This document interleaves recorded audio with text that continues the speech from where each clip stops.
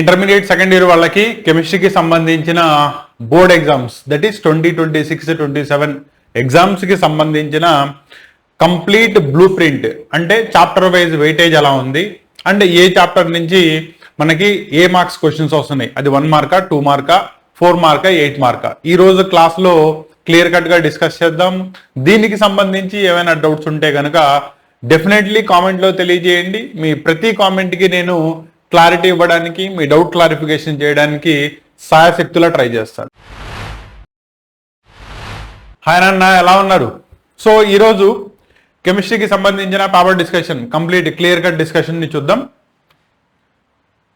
So దానిలో మీకు already చెప్పాను కదా, మీకు ఈ డిస్కషన్ వచ్చేటప్పటికల్లా ఇది 2027 నుంచి స్టార్ట్ అవుతుంది. కాబట్టి what ever the changes syllabus లో కానీ లేదా పేపర్ ప్యాటర్న్ లో కానీ మీరు అబ్జర్వ్ చేస్తారో అది ఫస్ట్ ఇయర్ వాళ్ళకి 26 నుంచి, సెకండ్ ఇయర్ వాళ్ళకి మీరు సెకండ్ ఇయర్ లోకి వచ్చిన తర్వాత 27 నుంచి దాన్ని ఇంప్లిమెంట్ చేయడం జరిగింది. అంటే దానికి సంబంధించి పేపర్ డిస్కషన్ కనుక చూసుకున్నట్టయితే యాక్చువల్లీ కెమిస్ట్రీకి సంబంధించిన క్లియర్ కట్ సిలబస్ డిస్కషన్ మీకు ఆల్రెడీ ఇంత ముందే చేశాను, అవునా? సో దానిలో వచ్చేటప్పటికల్లా ఏ చాప్టర్లో మనం ఏ కాన్సెప్ట్ మీద ఎక్కువ స్ట్రెస్ పెట్టాలి, ఏవి ముందుగా ప్రాపర్లీ చదువుకోవాలి, అవన్నీ కూడా ఇంతకు ముందే మీకు తెలియజేయడం జరిగింది. అండ్ ఈసారి దీంట్లో వచ్చేటప్పటికల్లా దీంట్లో అసలు వెయిటేజ్ అంతా ఏ చాప్టర్ నుంచి మనకి ఏ రోమన్స్ లో ఎలా క్వశ్చన్స్ వస్తాయి క్లియర్ కట్ డిస్కషన్ చూద్దాం. క్లియరా? దానిలో ఫస్ట్ చాప్టర్ చూసుకోండి, దట్ ఈస్ సొల్యూషన్స్. ఇంత ముందు మీకు సాలిడ్ స్టేట్ తో సిలబస్ స్టార్ట్ అయ్యేది, ఇప్పుడు సొల్యూషన్స్ లో మీకు హైయెస్ట్ వెయిటేజ్ కనుక తీసుకున్నట్టయితే 9 మార్క్స్ ఉంటుంది. దీంట్లో ఒక 4 మార్క్ క్వశ్చన్, 2 2 మార్క్ క్వశ్చన్స్ వస్తాయి, ప్లస్ దాంతో పాటు 1 మార్క్ కి ఒక క్వశ్చన్ వస్తుంది. ఓకేనా?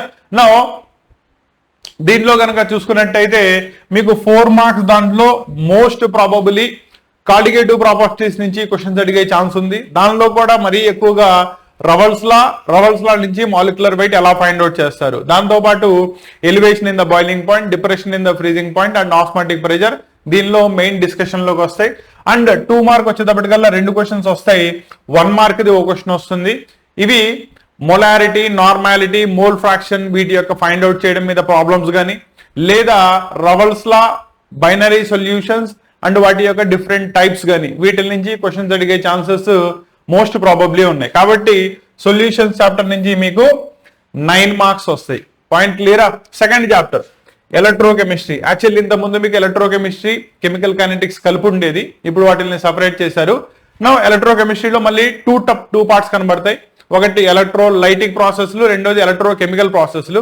నా ఓవరాల్ గా దీని నుంచి కనుక తీసుకున్నట్టయితే 13 మార్క్స్. దీని నుంచి మీకు 2 4 మార్క్స్ క్వశ్చన్స్ కనబడతాయి. దానిలో కూడా చాలా ముఖ్యంగా నెన్నెస్ట్ ఈక్వేషన్ యొక్క డెఫినేషన్స్ అండ్ దాని మీద బేస్ అయ్యే ప్రాబ్లమ్స్.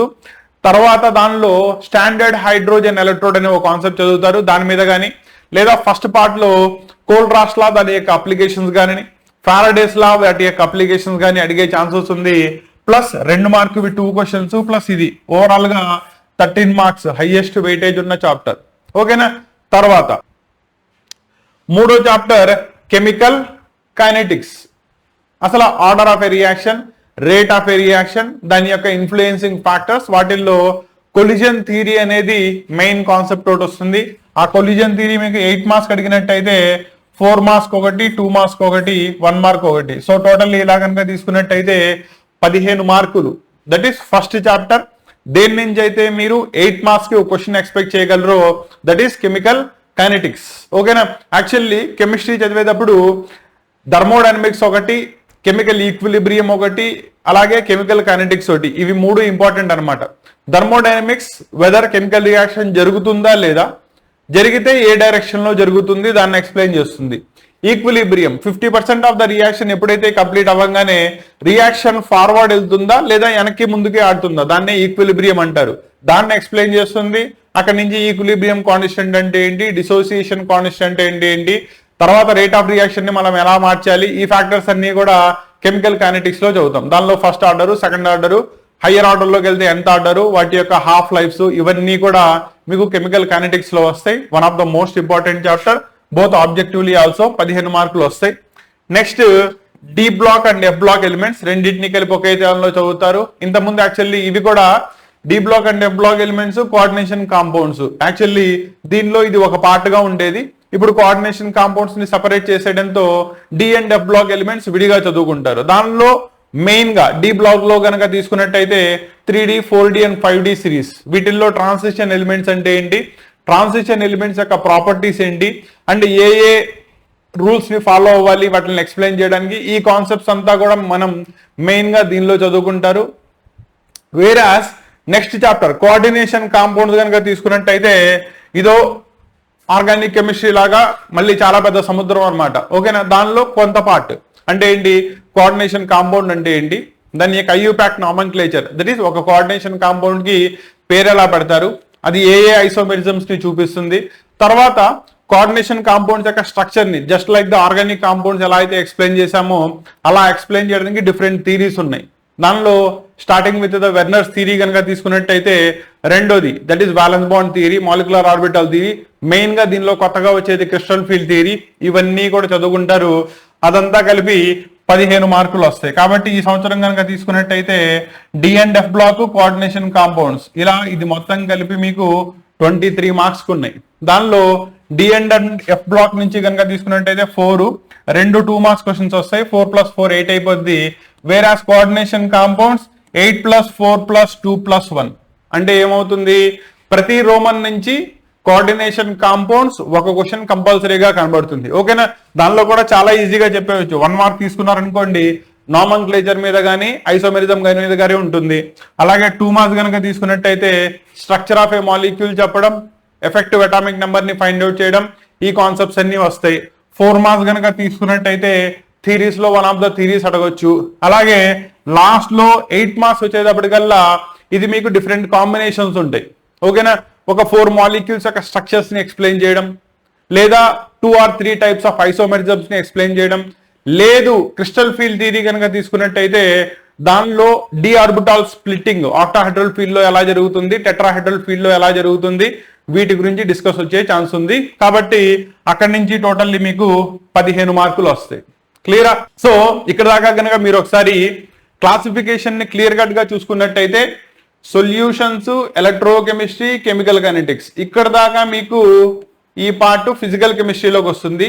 తర్వాత D and F block elements, coordination compounds, ఇవి వచ్చేటప్పటికల్లా ఇవి ఇన్ఆర్గానిక్ పార్ట్ కిందకి వస్తాయి. మీకు ఆర్గానిక్ పార్ట్ అనేది 6th చాప్టర్ నుంచి స్టార్ట్ అవుతుంది. అండ్ ఇక్కడ మెయిన్ గా స్టూడెంట్స్ కి నేను చెప్పదలుచుకున్న పాయింట్ ఏంటంటే, ఫస్ట్ ఇయర్ లో ఏదర్ కాలేజీ వాళ్ళు చెప్పకో, లేదా మీకు అర్థం కాకో, లేదు దాని యొక్క వెయిటేజ్ తక్కువ కాబట్టో చాలా కాలేజెస్ లో చాలా మంది స్టూడెంట్స్ ఆర్గానిక్ కెమిస్ట్రీని చాయిస్ కింద తీసుకున్నారు. ఒప్పుకుంటారా? కానీ సెకండ్ ఇయర్ లోకి వచ్చిన తర్వాత మీ సగం పేపర్ ఆర్గానిక్ కెమిస్ట్రీనే.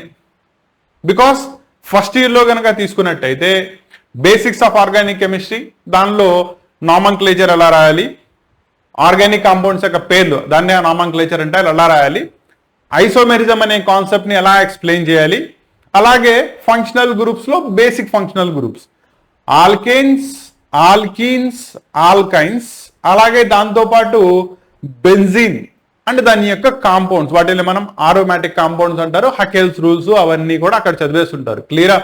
ఈ పార్ట్ దాకా ఫస్ట్ ఇయర్ లో ఇట్ ఈస్ ఆల్మోస్ట్ 15 to 20% మాత్రమే. దాన్ని మీరు అక్కడ చదువుకున్నారు. ఇప్పుడు వచ్చేటప్పటికల్లా ఫంక్షనల్ గ్రూప్స్ అన్ని స్టార్ట్ అయ్యేది ఇక్కడే.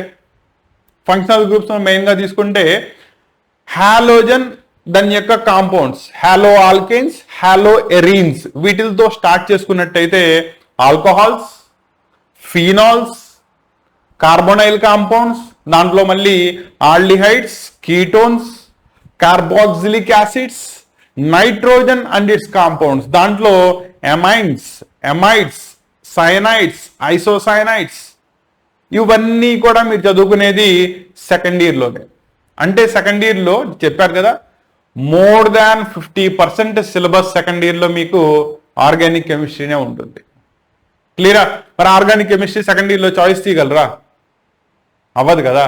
కాబట్టి my dear students, chemistry point of వ్యూలో నేను మీకు ఇచ్చే సిన్సియర్ సజెషన్, సెకండ్ ఇయర్లోకి వచ్చిన తర్వాత అయినా ప్రాబ్లం లేదు, ఫస్ట్ ఇయర్ యొక్క బేసిక్స్ ఆఫ్ ద ఆర్గానిక్ కెమిస్ట్రీని మళ్ళీ ఒకసారి ప్రాపర్లీ రివైజ్ చేసుకోండి. అది వన్స్ వచ్చేసింది అంటే సెకండ్ ఇయర్లో ఉన్న పార్ట్ ఈజీ అవుతుంది. Point to be noted. Clarity వచ్చిందా? నెక్స్ట్ దీనిలో ఫస్ట్ది కనుక తీసుకున్నట్టయితే హాలోజన్ కి సంబంధించినవి.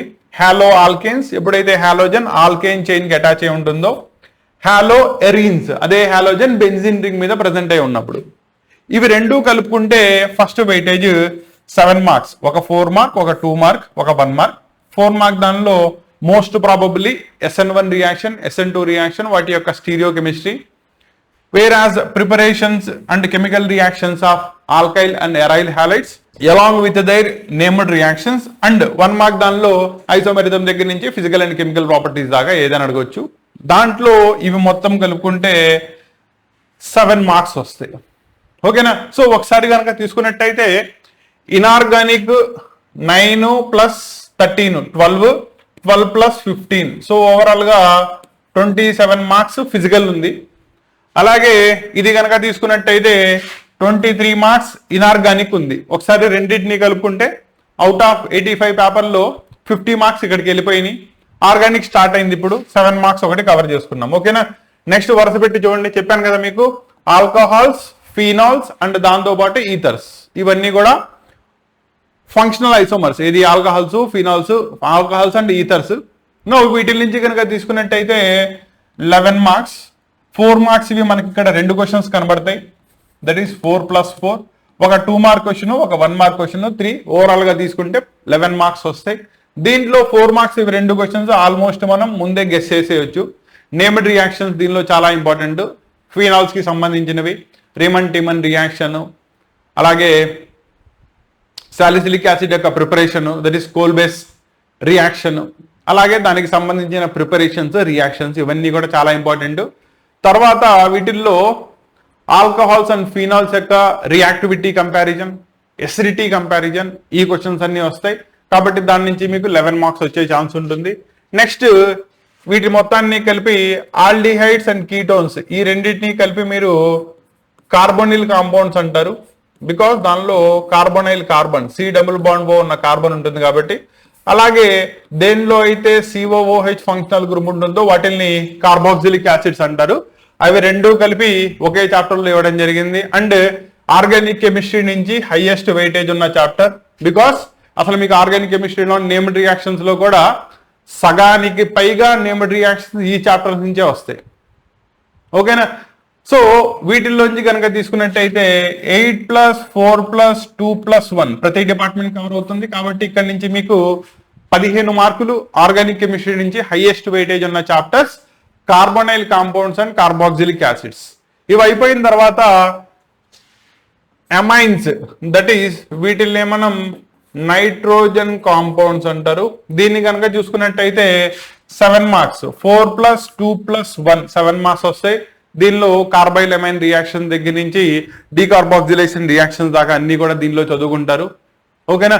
అవన్నీ కూడా 7 మార్క్స్. ఇంకా లాస్ట్ లో application, that is biomolecules. Biomolecules లో మెయిన్ గా తీసుకున్నట్టయితే కనుక సాకరైడ్స్, గ్లూకోజ్, ఫ్రక్టోజ్, దట్ ఈస్ వాటి యొక్క స్ట్రక్చర్స్ యొక్క ఎల్యూసిడేషన్, అంటే ఎలా వచ్చినాయి అని ఎక్స్ప్లెయిన్ చేయడం. దాంతోపాటు కొంత part of application oriented chemistry biomolecules లో విటమిన్స్ ఇవన్నీ కూడా దానిలో చదువుకుంటారు, ప్రోటీన్స్ అనాలిసిస్ దాకా. దాని నుంచి మీకు ఓవరాల్ గా 9 మార్క్స్ వస్తాయి. ఒక 4 మార్క్స్ క్వశ్చన్, 2 2 మార్క్స్ క్వశ్చన్స్ వస్తాయి, ప్లస్ 1 మార్క్.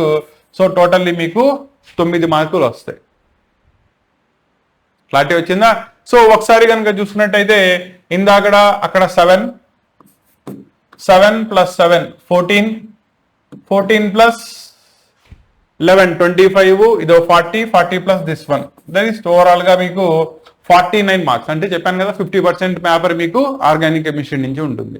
సో ఇది మీకు పేపర్ యొక్క డిస్కషన్. టోటల్లీ మీకు ఈ సంవత్సరం కెమిస్ట్రీ 10 చాప్టర్లు ఉంటే 5 చాప్టర్లు ఆర్గానిక్ కెమిస్ట్రీ ఉంటుంది, 3 చాప్టర్లు ఫిజికల్ కెమిస్ట్రీ, 2 చాప్టర్లు D and F block elements and దానిలో నుంచి కోఆర్డినేషన్ కాంపౌండ్స్.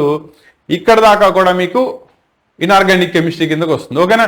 నా పేపర్ ఫిజిక్స్ లానే ఉంటుంది. ఓవరాల్ గా మీరు 38 క్వశ్చన్స్ ఆన్సర్ చేయాలి ఇదే స్పాన్ ఆఫ్ 3 అవర్స్. టోటల్ గా చాయిస్ తీయకుండా కనుక తీసుకున్నట్టయితే 109 మార్క్స్ కి పేపర్ ఇస్తారు. దానిలో 1 మార్క్ 2 మార్క్ చాయిస్ ఉండదు, 4 మార్క్ 8 మార్క్స్ చాయిస్ ఉంటుంది. సో చాయిస్ వదిలేస్తే కనుక 85 మార్క్స్కి గాను మనం పేపర్ని రాయాల్సి వస్తుంది. ఓకేనా?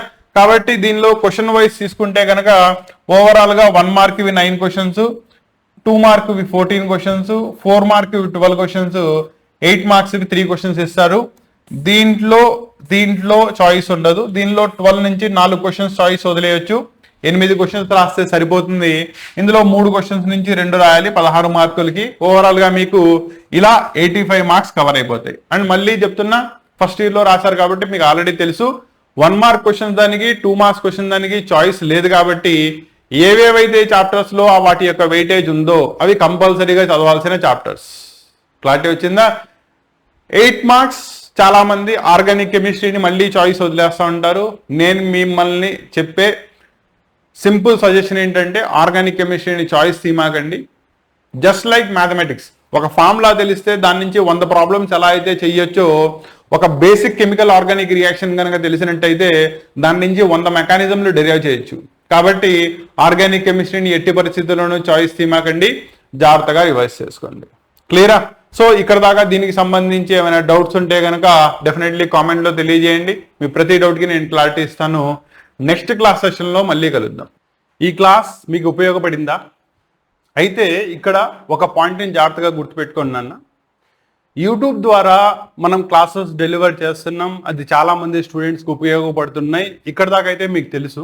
కానీ complete classes, 1 year complete preparation along with the full length recorded classes, each and every concept from each chapter, దానికి సంబంధించిన క్వశ్చన్స్ యొక్క డిస్కషన్, దానికి సంబంధించిన study materials, hand written short notes, test series, అలాగే దీంతో పాటు గెస్ క్వశ్చన్స్ లేదా important questions, ఇవన్నీ అందిస్తూ ఒక కంప్లీట్ ఇయర్ ప్రిపరేషన్ జరగాలి అంటే కనుక అది యూట్యూబ్ ద్వారా సాధ్యపడదు.